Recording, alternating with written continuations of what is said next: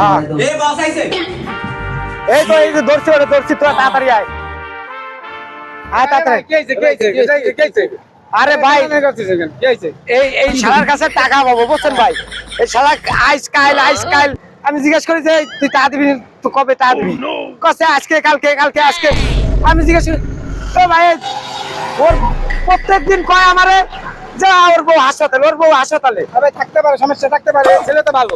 আমি খবর নিয়ে দেখছি ভাই ওর বউ চাকরি করে হাসপাতালে আরে ঠিক আছে, হাসপাতাল চাকরি করে, হাসপাতাল থাকে, হয়তো অসুস্থ আছে, বাসায় রয়েছে।